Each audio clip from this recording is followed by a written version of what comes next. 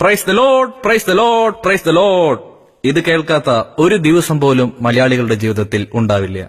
യേശു ഏകരക്ഷകൻ, യേശു അത്ഭുതങ്ങൾ പ്രവർത്തിക്കുന്നു, യേശുവിലൂടെ രോഗശാന്തി, കാൽ തളർന്നവർ നടക്കുന്നു, ചെവി കേൾക്കാത്തവർ കേൾക്കുന്നു എന്ന് വേണ്ട, തലമുടി വളരാൻ വരെ യേശുവിനെ പ്രാർത്ഥിച്ചാൽ മതി. ഇങ്ങനെയാണെങ്കിൽ നമുക്ക് ഡോക്ടറും വേണ്ട, ആശുപത്രിയും വേണ്ട, യേശു മാത്രം മതി. ഇതിൽ എന്തെങ്കിലും വാസ്തവമുണ്ടോ? നമുക്ക് യുക്തിപൂർവ്വം ഒന്ന് പരിശോധിക്കാം. ചരിത്രത്തിലേക്ക് ഒന്ന് കണ്ണോടിക്കാം. ഗൗതമ ബുദ്ധൻ ജീവിച്ചിരുന്നത് യേശുവിനും 4 നൂറ്റാണ്ട് മുൻപാണ്. ബുദ്ധന്റെ ജീവിതത്തിലെ എല്ലാ ഘട്ടങ്ങളും ചരിത്രത്തിൽ കൃത്യമായി രേഖപ്പെടുത്തിയിട്ടുണ്ട്. ചാണക്യൻ ജനിച്ചത് യേശുവിനും 300 വർഷങ്ങൾക്ക് മുമ്പാണ്. അന്ന് രചിച്ച അർത്ഥശാസ്ത്രം ഇന്നും നമ്മുടെ ഇടയിലുണ്ട്. ഇനി നമുക്ക് ഗ്രീസിലേക്ക് വരാം. സോക്രട്ടീസിന്റെ കാലം യേശുവിനും 4 നൂറ്റാണ്ട് മുൻപാണ്. ഇവരുടെയൊക്കെ ജീവിതത്തെക്കുറിച്ച് വ്യക്തമായ ചരിത്രരേഖകൾ ഉണ്ടായിരിക്കെ കേവലം 2000 വർഷം മുൻപ് ജനിച്ചെന്ന് പറയപ്പെടുന്ന യേശുവിന്റെ ജനനം, ജീവിതം, മരണം എന്നിവ ചരിത്രത്താളുകളിൽ കൃത്യമായി ഇല്ലാത്തതെന്തുകൊണ്ട്? യേശുവിന്റെ ജീവിതം ഒരു കെട്ടുകഥയാണോ? നമുക്ക് പരിശോധിക്കാം. യേശുവിനും 3000 വർഷം മുൻപുള്ള ഈജിപ്തുകാരുടെ പൗരാണിക ദേവനായ ഹോറസിന്റെ ചരിത്രം നമുക്കൊന്ന് പരിശോധിക്കാം. ഹോറസ് ജനിച്ചത് ഡിസംബർ 25-ന്. യേശു ജനിച്ചതും ഡിസംബർ 25-ന്. ഹോറസ് ജനിച്ചത് കന്യകയായ ഐസിസ് എന്ന സ്ത്രീയിൽ, യേശു ജനിച്ചത് കന്യകയായ മറിയത്തിൽ. ഹോറസിന്റെ ജന്മസമയത്ത് 3 പണ്ഡിതന്മാർ കിഴക്കു നിന്നും വന്നു. യേശുവിനും അതേ അനുഭവം.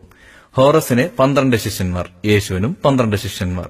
ടൈഫോൺ എന്ന രാജാവിനെ പേടിച്ച് ഹോറസിനെ ഈജിപ്തിലേക്ക് കടത്തിയ പോലെ യേശുവിനെയും ഈജിപ്തിലേക്ക് കടത്തി. ഹോറസിന്റെ പഠനം ദേവാലയത്തിൽ, യേശുവിന്റെ പഠനവും ദേവാലയത്തിൽ. ഹോറസിനെ 30-ാം വയസ്സിൽ ജ്ഞാനസ്നാനം ചെയ്യിച്ചു, യേശുവിനെയും 30-ാം വയസ്സിൽ ജ്ഞാനസ്നാനം ചെയ്യിച്ചു.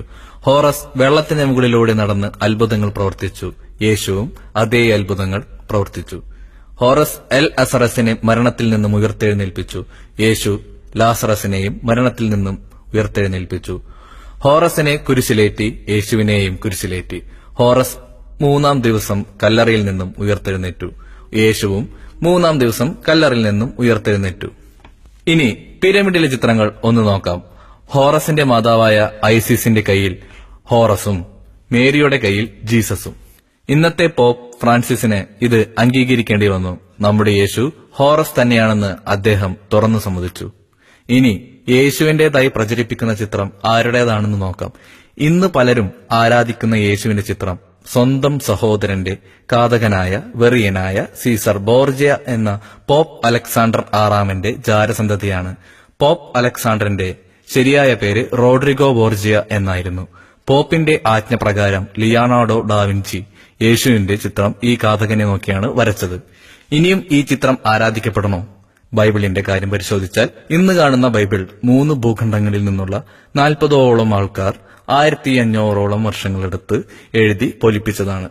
ബൈബിളിലെ പഴയ നിയമം ജൂതന്മാരുടെ വേദഗ്രന്ഥമായ തോറയിലെ തനാഖ് എന്ന ഭാഗമാണ്. യേശു ജീവിച്ചിരുന്നെന്ന് പറയപ്പെടുന്ന കാലത്തിന് നൂറ്റാണ്ടുകൾക്ക് ശേഷമാണ് ഇന്ന് കാണുന്ന സുവിശേഷങ്ങൾ ഉണ്ടായതെന്ന് ബൈബിൾ ചരിത്രകാരന്മാരും സമ്മതിക്കുന്നു. ചുരുക്കത്തിൽ യേശുവിന് ബൈബിളുമായി യാതൊരു ബന്ധവുമില്ല. ബൈബിൾ പരിപൂർണമായി ശാസ്ത്രത്തിനും യുക്തിക്കും നിരക്കാത്തതാണെന്ന് പിൽക്കാലത്ത് തെളിയിക്കപ്പെട്ടിട്ടുണ്ട്. ഉദാഹരണത്തിന് ഭൂമി പരന്നതാണെന്നും സൂര്യൻ ഭൂമിയെ ചുറ്റുന്നു എന്നും ബൈബിൾ പറയുന്നു. ബൈബിൾ ഡാർവിന്റെ പരിണാമ സിദ്ധാന്തത്തിന് ഘടകവിരുദ്ധവുമാണ്. ഉൽപ്പത്തി പുസ്തക പ്രകാരം ദൈവം 7 ദിവസം കൊണ്ട് ലോകത്തെ സൃഷ്ടിച്ചു എന്ന് പറയുന്നു. ഒടുവിൽ പോപ്പ് ഫ്രാൻസിസിന് അത് തിരുത്തേണ്ടി വന്നു. കോടാനുകോടി വർഷങ്ങൾ കൊണ്ടാണ് ഭൂമിയിൽ ജീവനും മനുഷ്യനും ഉണ്ടായതെന്ന് ശാസ്ത്രം തെളിയിച്ചിട്ടുണ്ട്. ഇനി ആദത്തിന്റെയും ഹവ്വയുടെയും കാര്യമെടുക്കാം. ആദാമിന്റെ വാരിയല്ലുകൊണ്ടാണ് ഹവ്വയെ സൃഷ്ടിച്ചതെന്ന് എങ്ങനെ വിശ്വസിക്കാൻ പറ്റും? എന്തായാലും ആദിപാപത്തിന് ശേഷം ആദത്തിനും ഹവ്വയ്ക്കും കായേൻ, ആബേൽ എന്നീ 2 പുത്രന്മാർ ഉണ്ടായിരുന്നു. കായൻ ആബേലിനെ തലക്കടിച്ചു കൊല്ലുന്നു. പിന്നീട് ജീവിച്ചിരുന്ന 3 മനുഷ്യർ ആദവും ഹവ്വയും കായനുമാണ്. പിന്നീട് കായന് സന്തതി പരമ്പരകൾ ഉണ്ടായെന്ന് ബൈബിൾ പറയുന്നു. എങ്ങനെ? കൂടാതെ അതേസമയം ഈജിപ്തിൽ ജനങ്ങൾ ഉണ്ടായെന്നും അവരെ യഹോവ ശപിച്ചു എന്നും പറയുന്നു. അവർ എവിടെ നിന്നും വന്നു? ഇതുകൂടാതെ ബൈബിളിൽ അനേകായിരം തെറ്റുകളും വൈരുദ്ധ്യങ്ങളും ഉണ്ട്. അത് പറയാൻ ഒരുപാട് സമയം വേണ്ടിവരും. ബൈബിളിലെ ദൈവമായ യഹോവ കാരുണ്യവാനല്ല, മറിച്ച് കണ്ണിൽ ചോരയില്ലാത്ത ക്രൂരതയുടെ ആൾരൂപമാണ്. ശമൂവേൽ 15:2-3 യഹോവ പറയുന്നു, ഉടൻ പോയി അമാലിക്കിനെ തകർക്കുക, ആരെയും ഒഴിവാക്കരുത്, സ്ത്രീകളെയും പുരുഷന്മാരെയും മുലകുടിക്കുന്ന കുഞ്ഞുങ്ങളെയും മൃഗങ്ങളെയും കൊല്ലുക. കലാപത്തിന് ആഹ്വാനം ചെയ്തു ദൈവം. ഒന്ന് ആലോചിച്ചു നോക്കൂ. തന്നെയല്ലാതെ മറ്റൊരു ദൈവത്തെയും ആരാധിക്കരുതെന്ന് അസൂയാലുവും അസഹിഷ്ണുതാവാദിയുമായ യഹോവ പറയുന്നു. ആവർത്തന പുസ്തകം 17:27 അന്യദൈവാരാധന നടത്തുന്നവരെയും അന്യമതസ്ഥരെയും കല്ലെറിഞ്ഞു കൊല്ലൂ എന്ന് പറയുന്നു. ആവർത്തന പുസ്തകം 13:12-16 അന്യമതസ്ഥരുടെ നഗരം കത്തിക്കാനും ആരാധനാലയങ്ങളും വിഗ്രഹങ്ങളും നശിപ്പിക്കാനും ആഹ്വാനം ചെയ്യുന്നു. ഒരു കടുത്ത വംശീയവാദിയായ യഹോവ താൻ ഇസ്രായേലിന്റെ ദൈവമാണെന്നാണ് എപ്പോഴും സ്വയം പരിചയപ്പെടുത്തുന്നത്. ഇതൊന്നും പരിപൂർണമായ ദൈവസങ്കല്പങ്ങൾക്ക് നിരക്കുന്നതേയല്ല. ഇനി കുരിശാരാധനയെക്കുറിച്ച് പരിശോധിച്ചാൽ അതും ഈജിപ്തിന്റെ ദേവനായ ഒസിരിസിന്റെ മതബിംബത്തെ അതേപോലെ പകർത്തിയതാണെന്ന് മനസ്സിലാക്കാം. ഇന്നത്തെ ക്രിസ്തുമതം 4-ാം നൂറ്റാണ്ടിൽ കോൺസ്റ്റന്റൈൻ ചക്രവർത്തിയുടെ സഹായത്താൽ പൗലോസ് സ്ഥാപിച്ചതാണ്. കുരിശാരാധന തുടങ്ങുന്നതും ഈ കാലത്ത് തന്നെ. CE 58 സെന്റ് തോമസ് എന്ന യേശു ശിഷ്യൻ കേരളത്തിൽ വന്ന് പള്ളി സ്ഥാപിച്ചെന്നും കുരിശു മാറ്റിയെന്നുമുള്ള പച്ചക്കള്ളം പ്രചരിപ്പിക്കുന്നവർ ഇതൊന്ന് അറിഞ്ഞാൽ നന്നായിരുന്നു. ഇനി ക്രിസ്തുമസ് ഈസ്റ്റർ ആഘോഷങ്ങൾ എങ്ങനെ പകർത്തി എന്ന് നോക്കാം. റോമാക്കാരുടെ വിന്റർ സോൾസ്റ്റിസ് അഥവാ ഡിസംബർ 25 അഥവാ ക്രിസ്മസ്, അതേ ദിവസം റോമാക്കാർ വീടുകളും ദേവാലയങ്ങളും മരത്തിന്റെ ചിലകൾ കൊണ്ട് അലങ്കരിക്കുമായിരുന്നു. അതാണ് ഇന്നത്തെ ക്രിസ്മസ് ട്രീ.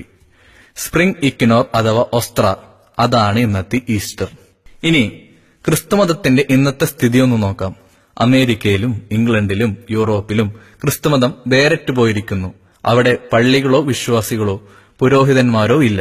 അവിടെ പള്ളികൾ വിൽപ്പനയ്ക്ക് വെച്ചിരിക്കുകയാണ്. ചിലത് ചൂതാട്ട കേന്ദ്രമായും മദ്യശാലകളായും മാറിയിരിക്കുന്നു. നവീന ശാസ്ത്രബോധവും യുക്തിബോധവും ഉള്ള ജനതയെ ഇനി എത്ര കാലം ഈ അബദ്ധജടിലമായ വിശ്വാസ പ്രമാണങ്ങൾ കൊണ്ട് കീഴടക്കാൻ പറ്റും? ഇന്ന് ഇവരുടെ ചിലവാകാത്ത ബൈബിളും യേശുവും അടിച്ചേൽപ്പിക്കുന്നത് നിഷ്കളങ്കരായ അബോധത്തിൽ ജീവിക്കുന്ന ഇന്ത്യക്കാരുടെയും ആഫ്രിക്കക്കാരുടെയും പുറത്താണ്. യേശു രക്ഷകനാണ്. സ്വയം രക്ഷിക്കാനാവാത്ത യേശു എങ്ങനെ നിങ്ങളെ രക്ഷിക്കും? യഹോവയുടെ പുത്രനായ യേശു നമ്മുടെയൊക്കെ പാപം തീർക്കാനായി കുരിശിലേറിയെന്ന് പ്രചരിപ്പിക്കപ്പെടുന്നു. പാപമെന്നാൽ ആദിപാപം.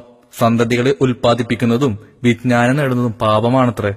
എന്നാൽ ബൈബിൾ പ്രകാരം യേശു കുരിശിലേറാൻ നിർബന്ധിതനാവുകയായിരുന്നു. കുരിശിൽ കിടന്ന യേശുവിനോട് ദൈവപുത്രനാണെങ്കിൽ ഇറങ്ങി വരാൻ വെല്ലുവിളിച്ച ജൂതപുരോഹിതന്മാരുടെ മുൻപിൽ വിലപിക്കാൻ മാത്രമേ യേശുവിന് കഴിഞ്ഞുള്ളൂ. തുടർന്ന് യേശു കുരിശിൽ കിടന്ന് ഏലി ഏലി ലബാ സമസ്താനി, ഏലി ഏലി ലബാ സമസ്താനി അഥവാ അല്ലയോ ദൈവമേ നീയും എന്നെ കൈവിട്ടോ എന്ന് സ്വന്തം പിതാവായ യഹോവയോട് കേഴുന്നു. സർവശക്തനായ യഹോവ യേശുവിനെ രക്ഷിക്കുന്നില്ല. ചുരുക്കത്തിൽ ഇവർ എങ്ങനെ നിങ്ങളെ രക്ഷിക്കും? ചിന്തിക്കൂ.